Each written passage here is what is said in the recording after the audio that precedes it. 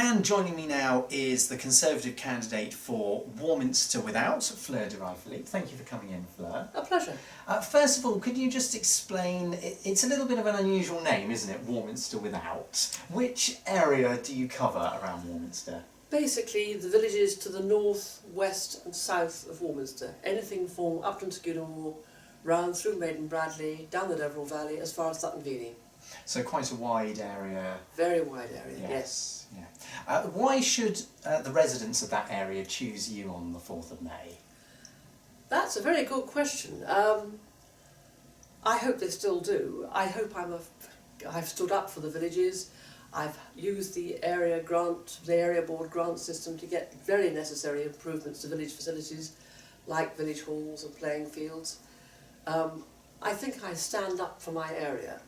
I live here, I've lived here all my life and worked here all my life. I love the place and I enjoy getting round it.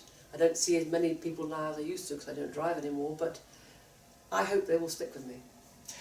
By my rough calculations, I think that you are in the 13th safest Conservative seat in Wiltshire.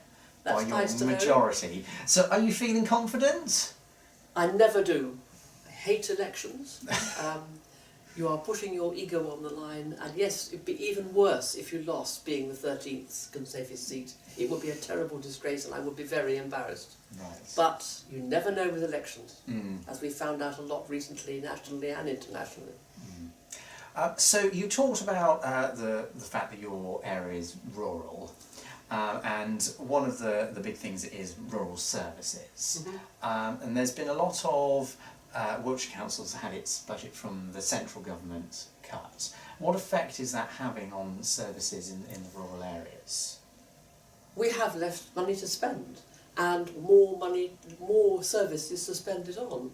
We've had our central grant cut, and yet our demographic is that our people are getting older and older and requiring more and more services, which means there is less left over for doing very important things like fixing the roads, although we are now investing in them. But what you have to do is to do things differently and to concentrate what you've got on your outward-looking services. We have cut our bureaucracy down to a lower level than a lot of private industry these days, which for local authorities is very good. In the paper this week, it's had about the 4 employees of Wiltshire Council who earn more than £100,000. People might think that that's too much. They might, but that's the market, and there's a market in every occupation. If you won't pay the going rate, you won't get the best people.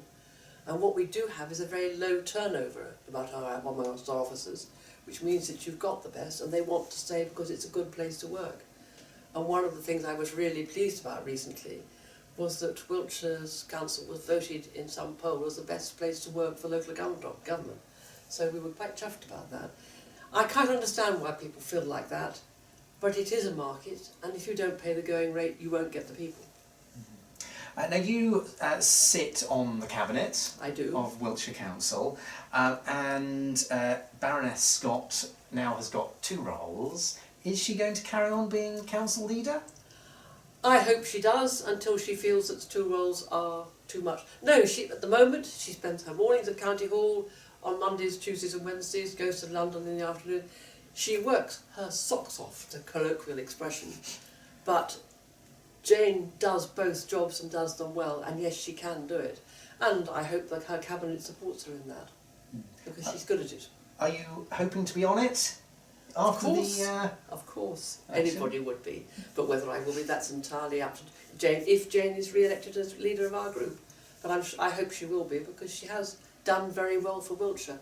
Apart from everything else, Wiltshire is now very much more on the map than it used to be, which is really good from our point of view, because we used to be a place that central government could ignore. I don't think we are now. And also Jane in her House of Lords job has access to ministers, so if we are being ignored, they don't half get an earful. And just to finish off on that, Baroness Scott represents Bybrook in North Wiltshire. If you draw a line on a map through County Hall, there's 2 cabinet members in the south of Wiltshire and 8 in the north. So is there a focus more on the north of Wiltshire? No, there's not. That happened basically because more people voted Conservative in the north of Wiltshire than they did in the south. No other reason. And Jane has been very clear, while she would love to have cross-county representation, she has, and this sounds very immodest, she has tried to pick the best people for the job, which is what you should do, because what you want is people who can do the job and get the services we need. So it's down to you and Jerry Wickham to shout for South Wiltshire on cabinet. Well, who knows after next Thursday, there may be some new people. And, you know, it's entirely Jane's decision. But I think I do a fair bit of shouting for South Wiltshire.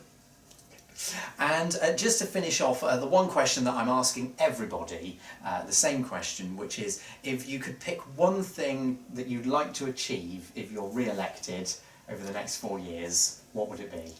I'm afraid that's easy, and it's not Warminster related, and that is achieving the dualling of the A303 through Wiltshire, so that there aren't car parks up at Stonehenge and at the A350 junction at the weekends. That's something I'm working on, have been for so many years, and I really would like to see that on its way. Okay, thank you very much for coming in, and good luck on the 4th of May. Thank you very much.